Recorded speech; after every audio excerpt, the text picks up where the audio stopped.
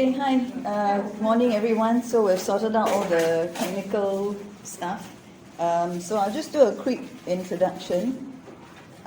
So as Raj mentioned, I'm an architect, so I'm interested in actually the built environment, but I'm also very interested in human behavior and how we design the built environment to actually influence human behavior as well. And then I mentioned the economics of sustainability, because our current economic system is actually pushing us to consume. So a lot of the incentives are to do with consumption. Today I won't talk so much about economics, but generally I also look at that area of human behavior and what's actually incentivizing us to do what we do. So a quick background on our current predicament. Right? Where are we now? And you see a lot on the news about climate change and net zero and whatever. So what is actually our current predicament? In the news, the star of the show actually is climate change, and we keep hearing about carbon emissions. But actually, the Earth is not. It's not just carbon emissions that are actually affecting us. So there are these 9 planetary boundaries, which is a form of measuring or looking at the planet in terms of its health. So it's like when we go to a doctor, right? Doctor takes our pulse, check our temperature, blood pressure, and those are like key indicators of our health.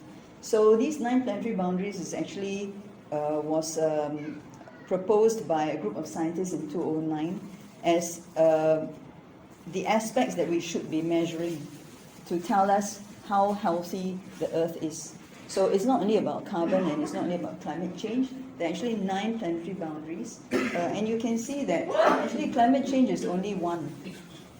And climate change is not only caused by carbon, but climate change is also caused by methane and nitrous oxide. So actually the amount of attention we're giving to carbon is disproportionate, and we are actually ignoring other aspects. So as of July 2022, 6 of the 9 planetary boundaries have been exceeded. So at the point in time in 2009 when this model was proposed, I think only around 3 were exceeded, but we are not really focused on addressing all 9 planetary boundaries. We are focused only on part of 1. So today, actually, I'm going to talk about a couple of things. So one of the planetary boundaries is novel entities, which is the amount of chemicals that we are pumping into the environment that the Earth actually cannot cope with. And then the other one I'll be touching on is the nitrogen and phosphate pollution. So a lot of this nitrogen and phosphate pollution comes from fertilizers and pesticides, which we are pumping into the environment through our industrial agriculture. And then also biodiversity. So as you know, the Earth is actually, some people say that we are actually facing the 6th mass extinction, because we are seeing extinction levels. If you look at the history of the Earth, scientists have found that there were 5 mass extinctions. So the biodiversity loss, and then Earth recover, then, so it's been going up and down. But this time, the 6th one, we are looking at a lot of biodiversity loss due to human activities. And then I'm also going to talk a little bit about water, like how does nature recycle water, how does water become clean, even if there's no human intervention. So I won't talk so much about carbon, because I think there's enough in the mass media talking about carbon. I'll talk about the other aspects. And then also what you can actually do yourself, every single individual, what we can actually do to actually make the Earth healthier, and and also make ourselves healthier. So, do creepy crawlies send shivers down your spine? I think just now when we saw that video with the wriggling, mosquito larva, that's pretty, that's not very nice. And do you have bygone, morty, and all these things at home? So, when you see a bug, there you go, right? So, Actually, as urbanites, just now somebody mentioned putting disinfectant and putting chemicals and things, right? So we are actually brought up in a very sanitized environment, and we are conditioned to actually fear creepy crawlies. So anything that crawls, anything that has 6 legs must be bad for us, and we must kill it. And we have to put antibacterial wash, and we have to live in an environment where there's nothing else but us. So we actually condition ourselves that way. Young children actually do not have that innate fear, but then we somehow transmit that fear to them because we are brought up that way, and then we transmit that fear to them as well. And it's not an unreasonable fear actually, because when you live in a city, we have a high concentration of humans, which means that pathogens can actually multiply quickly, right? So disease can spread quickly because of high concentration of humans. So it's not an unreasonable fear. And we see these creatures as threats to our life, like Aedes mosquito can give us dengue fever, etc. And they are indeed threats to our health and also to our life, right? So it's not an unreasonable fear. But then how do we actually deal with it? Are we making things worse, or are we actually making things better? So generally you get out your bug spray and then spray everywhere, right? So actually bygone, I googled, what actually is bygone? We use it as a daily thing, right? Spray everywhere. So you can see that, I won't go into the chemistry of it, but what are some of the symptoms of poisoning? Blurred vision, nausea, vomiting, sweating, tachycardia means your heart rate goes up. So nausea, vomiting, all this very similar to dengue, isn't it? So we are spraying these chemicals, but we are actually poisoning ourselves, and we can actually cause the same kinds of illnesses to ourselves. And also actually, bygone is actually a carbamate, right? Propoxyl is a carbamate. And another one that's used widely is this one, carbaryl, which is actually used for more than 120 different crops and also ornamental plants. And in the US, it's actually the most widely detected insecticide. So while we go around actually measuring how many mosquitoes, and we are actually measuring how many clusters, but if we went around and measured the pollutants in our air and in our water, that's actually also not good for our health. So it's something that we should also be aware, and something that we should also be measuring. And I know M.a.D, of course, is also measuring air quality and things like that, right? And also water quality, PUB is actually measuring water quality. But the way that we indiscriminately release chemicals into the environment is what is causing this novel entities planetary boundary to be exceeded. So in our daily lives, right, since I became more conscious of this, I'm actually very conscious of how much chemicals we use. Even you go and have a shower, you read the ingredients in your shower gel, all these unpronounceable names, we are really exposing ourselves to a lot of chemicals, right? So then, but what can we do? We live in a city, and then, all these things around us, we buy and we use on a daily basis. What can we actually do? So just to take a step back further, I also want to talk about fossil fuels, because many of the things that we're doing now are a result of the abundance of fossil fuels, which give us access to a lot of energy. And this access to energy allows us to industrialize a lot of processes, and a lot of our chemicals is also made from fossil fuels. So if you look at the history of the world from 1800 till now, this was when fossil fuels started to be used. Around 1850 was when coal, the Industrial Revolution, right, in London. So it started actually with the use of coal. And then after that, we started using oil and natural gas here. And then now we have other sources of energy here, but very, very little actually. Fossil fuels actually still deliver the bulk of the energy that we need. And also actually fossil fuels make large cities possible. And how do they do that? Basically our supply chain. Singapore, I think we're very aware of that. And also during COVID, we did experience disruption to our supply chain. So I think we became more acutely aware of how dependent we are on supply chains. And these kinds of supply chains, are actually very, very energy intensive. and they can't really be replaced by any other source of energy. So it enables us to actually import, export, and allow cities to grow even when we don't have resources. And we even do things like Australia, they have a lot of oranges, right? So they harvest the orange and then they export it to Japan, and then Japan squeezes the orange juice and puts it into a package and then export it back to Australia. And then you go to the supermarket in Australia and buy orange juice, you know. So we are doing things like that in the world. You know, the primary producers will export and then import back a processed item, right? So that's why the abundance of fossil fuel actually enable large cities to grow. And of course, actually fossil fuels still supply more than 80% of the world's energy consumption. So for us to actually change to a different energy source is actually a huge challenge, and we will not be able to do it fully, right? So we actually need to look at not only alternative sources of energy, but we actually need to look at reducing our energy demand. And in a city, how can we do that in a city? Because city is so energy intensive. Like today, we got lights, we got aircon, you know. So if we want to reduce our energy demand, we actually need to look at how nature works, right? So actually, a lot of things go back to looking or understanding how nature works.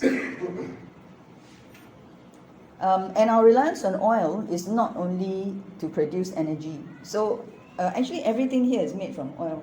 So this tabletop here is actually a laminate, which is a plastic.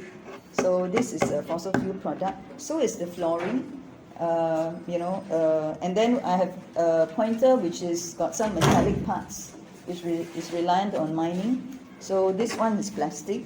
The casing is plastic, and then we've got rare earths inside this laptop, and the mobile phone also has rare earths. So in fact, actually, oil is used directly or indirectly to make about 500,000 products, right? Every single thing you touch, see, today is actually got to do with oil. Okay, so all our fuels, right? And even our solar panel and our so-called wind turbine renewables all rely on fossil fuel because of mining. So our mining equipment also reliant on fossil fuel. And today I won't talk about so many products. We're talking about fertilizers and pesticides as well. Those are actually also reliant on oil to manufacture as part of the process. So if we're reliant on oil, what do we do as oil declines? So it's not only about replacing oil, but we also need to replace a lot of the things that are made from oil, right? So if we cannot use laminate, or we don't have the raw material for laminate, then it's got to be another material. So if you look at even the clothes you wear, right? My t-shirt has got polyester, so that's from fossil fuel. So the fabrics and our everyday objects, a lot of it is actually made from fossil fuels. So anyway, experts generally agree that peak oil occurred in 2018, so actually oil production worldwide is actually declining. And this is Worldometer, quite interesting. If you go to this website, this number here is actually, when you go to this website, the number is actually running. Of course, it's not 100% accurate, it's just an estimate.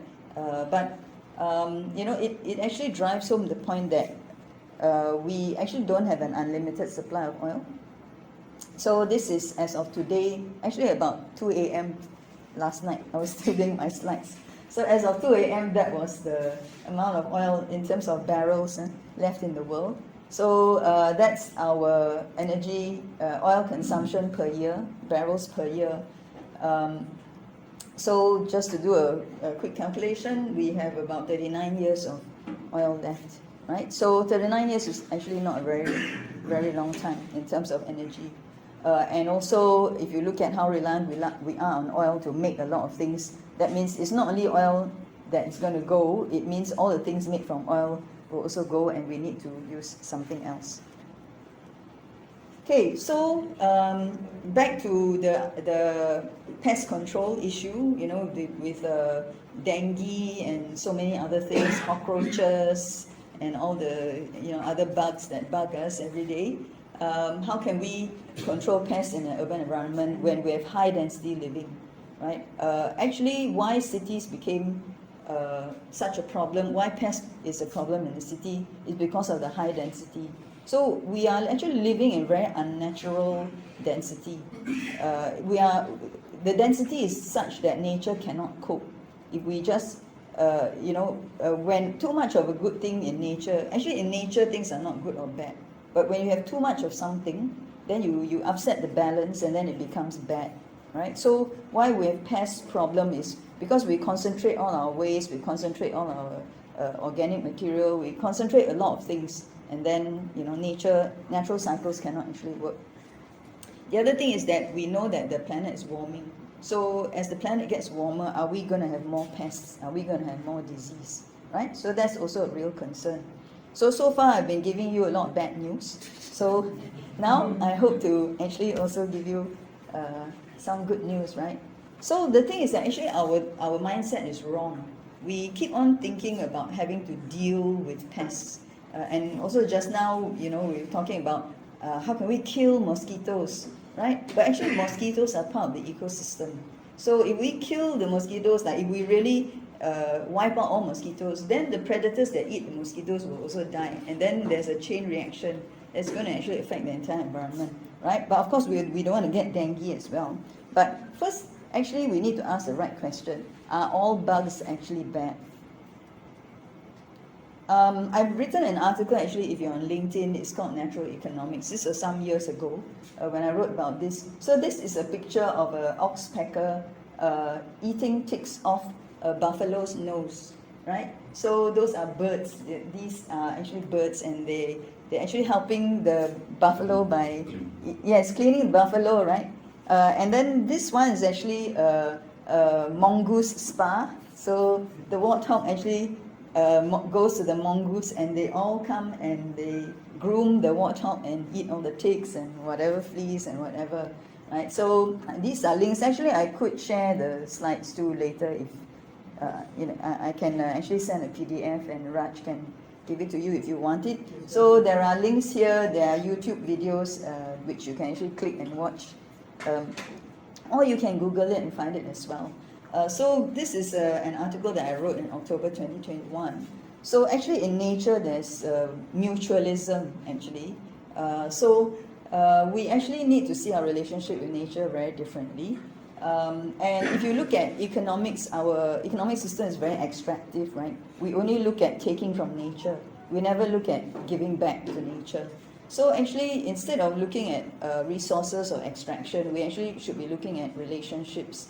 And not only that, we have to look beyond human transactions. That means it's not just about me giving you money and you giving me something, but we need to look at how we transact with other living creatures as well. If you talk about ecosystem, actually there's an ecosystem within us as well. So our we have gut bacteria. Actually, I don't know how many % of our weight is actually mostly bacteria. It's, I think, a huge portion. I can't remember off the top of my head, but you can also Google it. So a huge proportion of our body weight is actually bacteria that lives in us. If you look at this part here, if we use industrialized farming where we use a lot of pesticides and fertilizers, actually what we do is we kill the soil microbiome. So the food that we eat then is not so good for our gut microbiome. And what I've actually learned is that we actually don't digest our food. I mean, we do to a certain extent. When I was in school, right, I learned about enzymes, then I learned about how we actually digest carbohydrates and fats and blah, blah, blah, right? But what I didn't learn is actually our gut bacteria is doing our digestion. So what we eat, right, the gut bacteria is actually eating it, and then what they secrete as their waste is nutrient to us. So inside our body is actually this ecosystem. So apart from the nitrogen and phosphate pollution to the environment that fertilizers and pesticides produce, actually the food that we eat is not good for our internal environment as well. So our internal ecosystem actually needs food that is grown in healthy soil microbiome. So when you have healthy soil microbiome and all the good bugs and whatever contributing to all of this, then when we eat it, our gut microbiome actually likes that as well, and then we become healthy as well. So we need to actually look at the external ecosystem in order to make our internal ecosystem healthy. So this is a paper as well. So there's a link here if you want to read more, a research paper. So actually the health of people is closely connected to the health of animals and our shared environment. So while we look at mosquitoes as causing us disease, and our first instinct is kill them, but then we actually need to take a step back and go, okay, maybe they're harmful to us, but is there another way that we can actually make the environment healthy, right? So when you look at how nature works, right? So the cow eats grass and then poops, and then the dung beetle actually drags the poop into the ground and decomposes it, which then feeds the bacteria, which then creates healthy soil, which fertilizes and then creates more grass for the cow to eat, right? So actually in nature, right, there's no good or bad. So the good bugs are the ones that do this stuff, right, and return the nutrients. And then the bad ones, we consider, actually is a human construct, right? Good or bad is from our own perspective. So the microbes or the bad bacteria or the bad bugs, the reason they are bad is because they're competing with us. They're actually competing with us for nutrients, right? So the mosquito sucks our blood because it wants our nutrient. And then, basically we have bacteria that are harmful to us, but then we also have bacteria that are good for us. But it doesn't mean that the bad bugs or the bad bacteria are bad. It just means that in this circle of life, right, this web of life, they are closer to our side. The ones that are good for us are closer to the other side, where they are processing the stuff to return the nutrient back to us, right? So actually this is an entire sort of natural cycle. And the thing about nature is that when nature recycles, right, she actually renews, she makes back new. If you look at a baby, a newborn baby, they have the perfect skin and everything, right? Then we get older and we get all wrinkly and everything. But whenever people have babies, the babies come out perfect again. So nature always makes new. Whereas humans, when we try and recycle, the quality always drops. Every time we recycle something, it becomes a lower use and lower until, and there's a limit to how much we can recycle as well. The other thing about nature is that when nature does it, there's no electricity, there's no external input, there's no fossil fuel, nothing. It just happens. It's almost magical. I look at this and it's like magic. And later on I'll show you as well. I do this. I create this at home as well, and I watch it, and it's really, really magical. So speaking as architect as well, right? I look at the urban ecosystem, and then I wonder, can an urban ecosystem actually be healthy? Because we have created cities to essentially be artificial. We want to keep out the wild animals, right? We don't want to get eaten by tigers and lions. So we have villages, then we have towns, then we have cities. So it became more and more and more artificial. And as more fuel became available, our cities become even more and more reliant on the fuel and artificial ways to handle things, right? So I want to also introduce you to permaculture. So permaculture actually is a way of designing an environment. It's not just about cities or whatever, but any environment, in particular gardens or growing food, where you actually look at the ecosystem, and then you observe and you understand how the ecosystem works, and then you let nature do it. So you just sort of nudge and you just create the right conditions, and then nature does it without you having to put in too much external effort. You still need to put in effort, but you minimize your effort by understanding how nature works. So this was actually invented, or I don't know whether I used the word invented, but it's this person called Bill Mollison in the 1970s, when he looked at industrial farming and looked at the diseases that are affecting humans. Then he actually looked at how there is a better way, there should be a better way for us to do things, right? Even in urban ecosystems, as well as even in rural or urban ecosystems, the principle is actually the same. So what we actually need is diversity and stability, and then natural ecosystems actually have resilience as well. So in Singapore, is there permaculture in Singapore? Actually, there is, I discovered.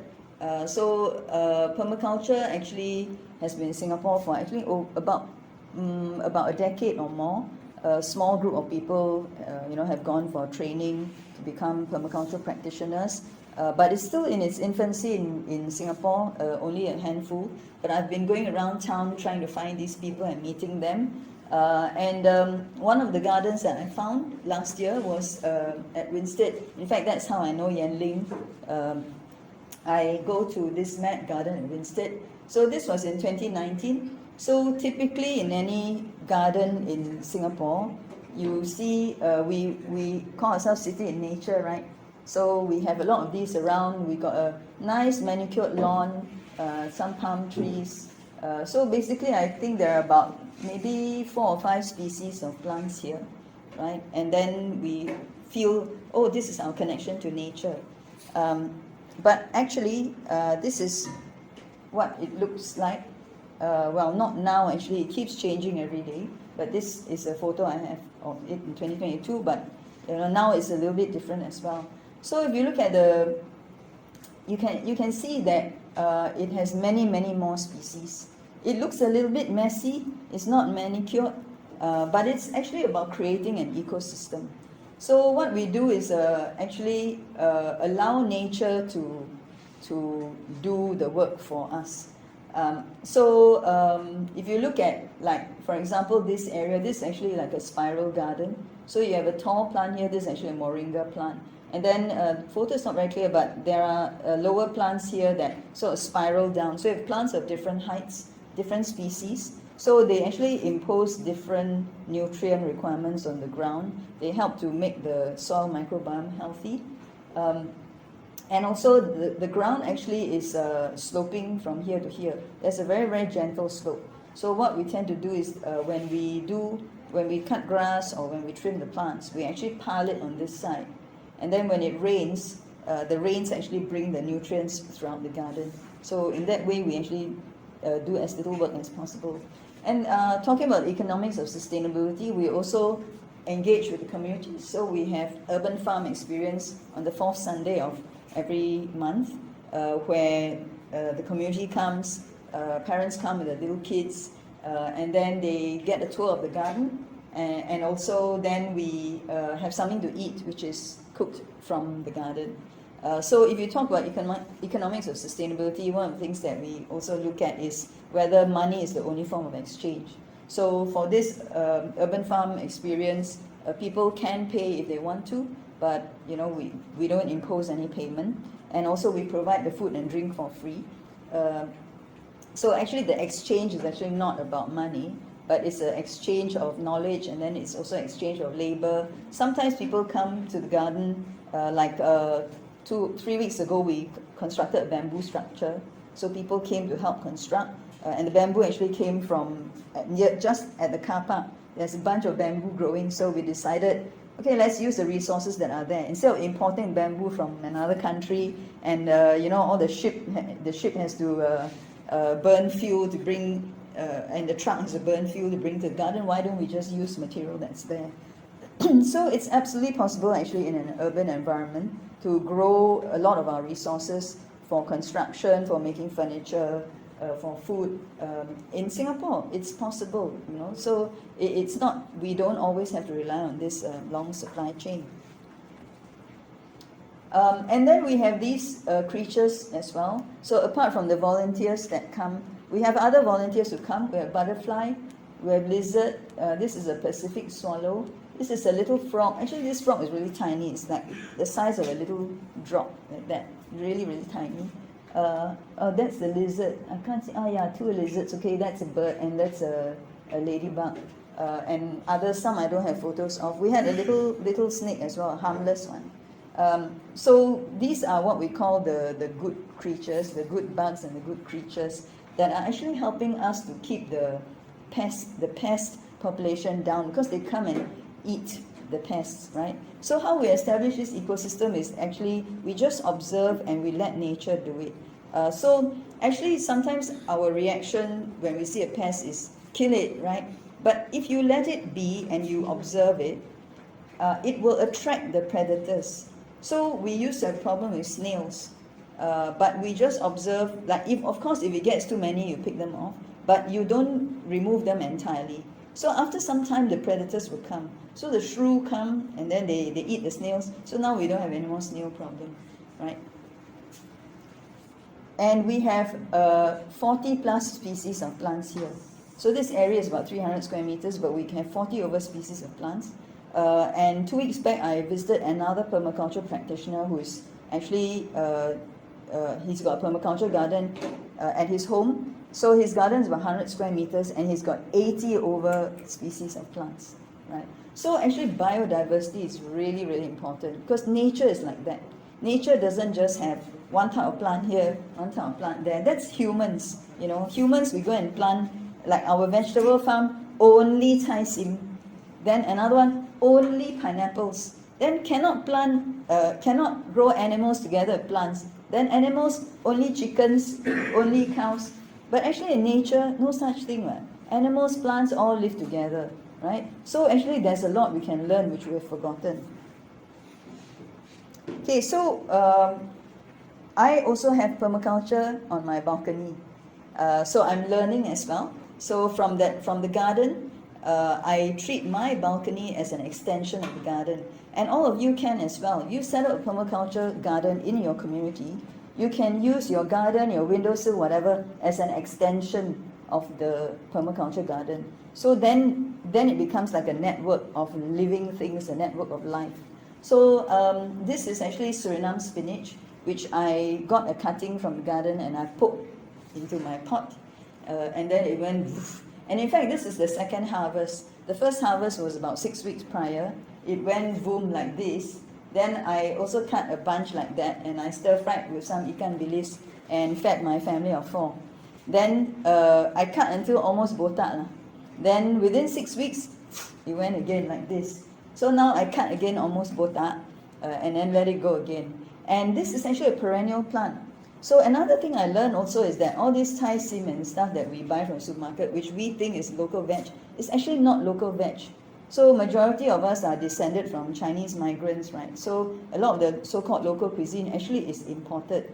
So the kind of vegetables that we eat are actually non-native to Singapore, which means that when you try and grow something non-native, you need more effort. So we need to actually grow things that are easy to grow. So now my mindset is different. Now I don't go, oh, I die want to grow this particular veg. I just go, what wants to grow? Then I let it grow. And then it just grows. And I don't do anything here, actually. I don't add anything. The only thing I add is my homemade compost. And I water it. And then nature does the rest and gives me all this. And then this one, this is my cherry tomato plant. And there's chili plants sprouting. So this pot is actually very interesting. I didn't plant it because I have homemade compost. So I put after the compost is ready, I put my pot. Then these things germinated on their own.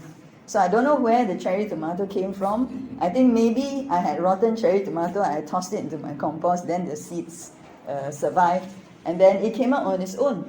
So I thought, it wants to grow, so I let it grow, right? And the chili as well. In fact, I got more things growing that I want. Sometimes I pick them off. And then when I pick them off, I put it back in the pot and let the nutrients go back into the pot.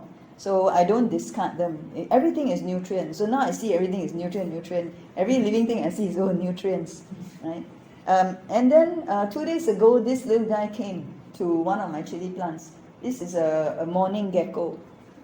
So that chili plant actually has some aphids, right? So last time I would have, aphids, spray. But now I go, no, aphids, okay, never mind, leave it. Let's watch, right? So aphids, the ants come. The ants want to eat the aphids. And then, ants come, and other insects come. Then the gecko also came, because it wants to eat the insects, right? So actually, I've got a little ecosystem now, actually starting to establish itself in my balcony. And of course, my main ecosystem is my compost. So I do this at home, actually. I started composting around September last year, learning from what I see in the gardens. And if you think that you need a big space, you actually don't. I just have a little balcony outside my kitchen. And actually, this is my main composting basket.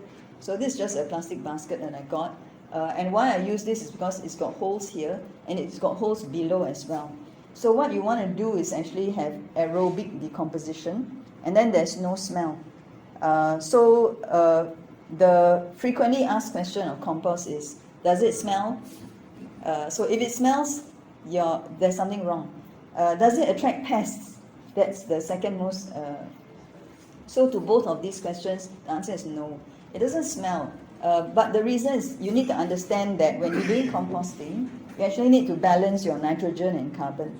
So all your vegetable scraps is actually rich in nitrogen. Then the carbon-rich things are like dried leaves and cardboard. I'm sure you buy things, right? Then there's cardboard packaging. What do you do with it? Send for recycling. I don't recycle my cardboard. I do. I let nature recycle it. Nature does it for me. So I rip up my cardboard and I put there. And also my toilet paper roll, the core, I rip it up and I put there. All you need is a starter for your first round of compost, right? You just need 1 handful of starter soil. Some healthy soil, dark, rich, healthy soil, you pop it into your compost to inoculate it, then there's already healthy microbiome there. And then in terms of your vegetable scraps, only put in raw things, don't put in cooked things, don't put in anything that has cooking oil, because then it will attract the pests, it will attract the cockroaches and stuff, right? So if you're doing your composting correctly, there's no smell and there's no pests. And actually, so what I do is that after this is full, I transfer to this, right? Then I leave it, this is like what I call my simmering bucket. So this one I don't top up, and I generally leave it alone, but you need to flip it twice a week or so, because this one got no holes, right? So at the bottom, no oxygen, it will start to smell because the anaerobic bacteria will take over. So I used to like turn it by hand, then it's such a chore to go and turn my compost by hand. So I thought, hey, why don't I find a way to do it quicker? So what I did is I got another bucket, empty bucket. So I keep that bucket empty. Then twice a week on Wednesdays and Saturdays, I put the empty bucket over the full bucket and I just go flip, and it takes me 2 seconds. Then I will just sort of mix it around a little bit, and every day I might moisten it. Like if the weather is very dry, then I just add a bit of water. And generally, I leave it alone if the volume actually starts decreasing. So I will top up from here to here. As the volume decreases, I keep topping up until it kind of stabilizes. Then I'll just keep flipping it, and after 2 months, after a month it starts to darken like this, and after 2 months you get this. And this is a really nice, dark, crumbly, nice smelling compost that you can put into your pots, and you will never go wrong. Last time I used to think, I go to nursery, I must buy fertilizer. Which one to buy? I buy the wrong one. Then the plant died because I bought the wrong one. Now I don't buy fertilizer anymore. I just use my compost, and it can never go wrong. Nature made it. I don't need to worry about NPK, how much potassium and whatever. I don't need to bother. I just use my own compost, spread it into my pots, and then nature does it. It's magic. So what can you put in your compost? Basically anything uncooked. You can put fruit peel, and you can put your garden cuttings. So if you trim or cut grass or whatever, you can, or you say you do some weeding, you can put into your compost, right? So these are what we call the greens, which are nitrogen rich. And then the carbon rich are all these dead leaves, cardboard, newspaper, tissue paper. If you want to put in paper, make sure it's not the glossy kind, because the glossy kind has a plastic coating on it. So any non-glossy paper you can put. Your tea bags, coffee grounds, eggshells, and fingernails. When you cut your fingernails, you can put. And you cut your hair, you can put also. How come? Because we are animals, we are biodegradable. So all the parts and bits that come off us are also biodegradable, can put into the compost, right? And vacuum cleaner dust. When you vacuum your home, actually you're mostly picking up skin. It's actually the dust at home is actually skin, our skin. Yeah, so you can vacuum, and then the hair and whatever, put into your compost, and then you get this wonderful thing at the end of it. But important thing is time, okay? So fossil fuels have made us very impatient. We expect everything to happen instantly. But when you work with nature, you must be patient and you must give it time, right? So give nature time, and then she gives you black gold, you know. And really, this is really very, very valuable. And for something, for a country like Singapore, where we think we cannot, we don't have enough land for farming, you know, and then we actually focus a lot on GDP growth, a lot on money. But actually, the value is in soil. You know, if the stock market crash, right, this won't disappear. Really. So, and this gives us food. So this actually is real value. So we do need to invest in this. We do need to invest in making our soil healthy, because this is real resilience, it's real value. It's not going to evaporate. Stock market can crash or whatever. It's not going to evaporate, right? So this is something that we really need to put effort. You mentioned fruit peel. Yes. It could be banana skin. Yes. It could be orange skin. Yes. Anything. In fact, banana skin disappears very quickly because it's soft. It decomposes very, very quickly. Yeah. So these are my helpers. So that's a black soldier fly actually at the corner of the bucket there.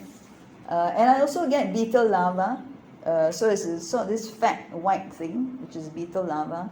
So these creatures actually eat and digest.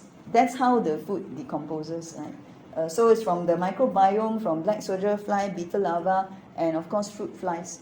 So another interesting thing I learned also is when I started composting and the fruit flies started coming, they actually started coming to my apartment, like they were everywhere initially. There was fruit flies everywhere. Even bedroom, my study, everything also got fruit fly. So I thought, oh no, I made a big mistake. It's like, but after a couple of weeks, they know that it's only at the compost. So now they don't go everywhere. They just go to the compost. So one of the things I realized is we tend to separate ourselves from nature. So we say, human, blah, blah, blah, and then nature, blah, blah. Actually, we are nature too. And to the fruit fly knows that I'm bringing food. And the fruit fly knows that I'm putting the food there.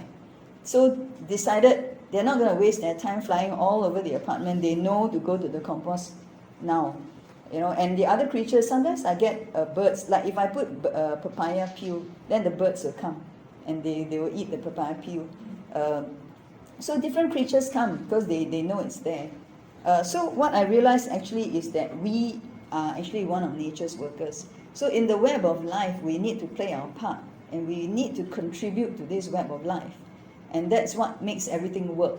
If we remove or we disrupt this web of life, then we have to put in extra effort to do something. But if we work with this web of life and we become part of it, then it works. The wheels, the natural cycles will turn, and then the nutrients come back to us. So this is a really, really interesting case. This is in Kolkata, India. This is actually a fish farm, but the fish farm is processing human sewage. And it's been there for a very long time. Actually, there is also a hyperlink here where you can read. Okay, this hyperlink is also very interesting. This hyperlink is from this website called Low-Tech Magazine. So this website is based in Barcelona, and the owner of the website has got solar panels outside his window, and he has no batteries. So his solar panel powers his computer, and the website is only available when the sun is shining. And it's not available when the sun goes down, or if it's too cloudy. So in fact, when you go to his website, it tells you the weather forecast for the next 3 days, whether it's going to be cloudy or not, so that you can expect that the website could be down. So another thing we have to learn is to accept intermittency, right? We cannot expect everything to be on all the time. Yeah, so nature, sometimes on, sometimes off, sometimes a lot, sometimes very little. So nature is not constant. But in our industrialized world, we want everything to be constant. We want everything to be the same every single day. But nature doesn't work like that. So that's what we have to learn. So anyway, back to this. This is actually like aquaponics. You know, you heard of aquaponics, right? People grow plants and then use the plant to feed the fish. Then the fish poops in the water, and then use the water. Then we create that. So we can do it artificially, but we can also do it naturally. And in India, they are doing it naturally. So Kolkata has a population of 14.8 million, and this aquaponics, aquaculture, sewage-fed system actually produces 8,000 tons of fish, or 40% of the region's fish production. And it processes 80% of the city's sewage. So this is actually a very important lesson for us, because we got new water, right? We got our deep tunnel sewer system, right? But all these are very, very energy intensive. So what's going to happen when oil declines and energy declines? Our artificial systems will not work. So we need to invest in natural systems, and we need to start doing it now, because it takes time for these kinds of ecosystems to evolve. Right? So how they do it is they actually feed sewage water into a pond of low depth, and they let it sit for 2 weeks, because the pathogens, right, the parasites, they will die if they don't find a host in 2 weeks. So that 2 week period, they let all the pathogens die, right?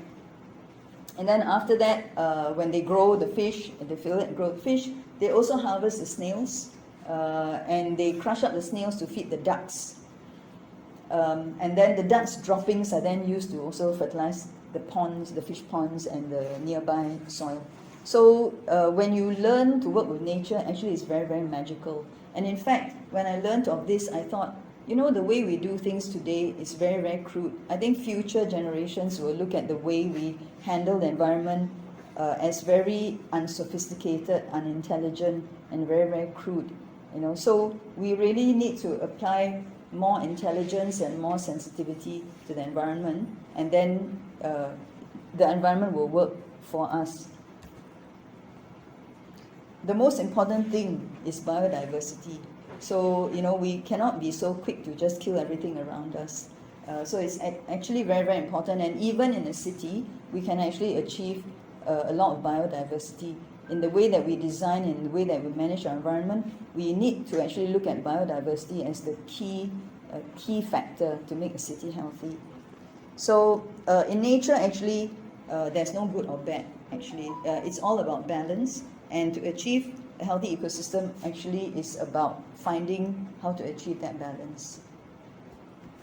Okay, so thank you. Anybody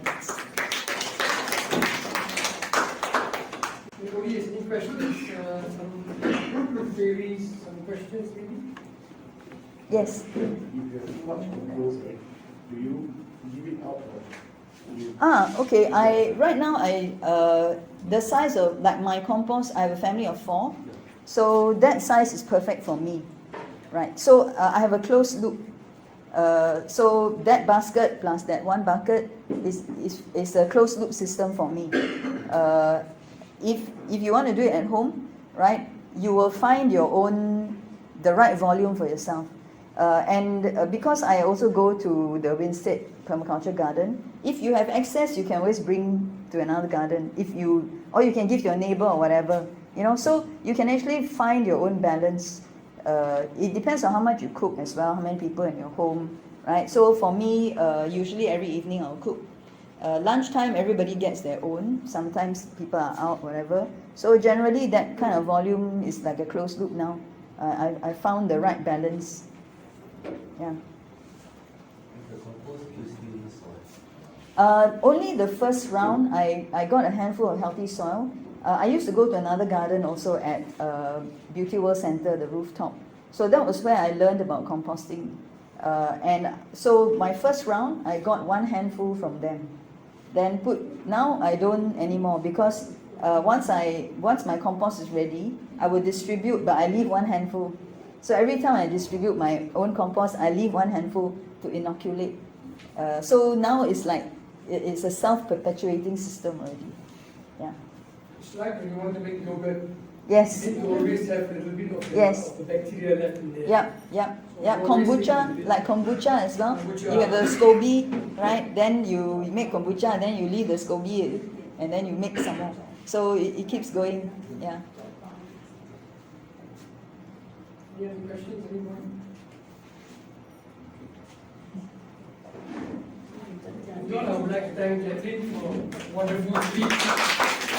Very entertaining.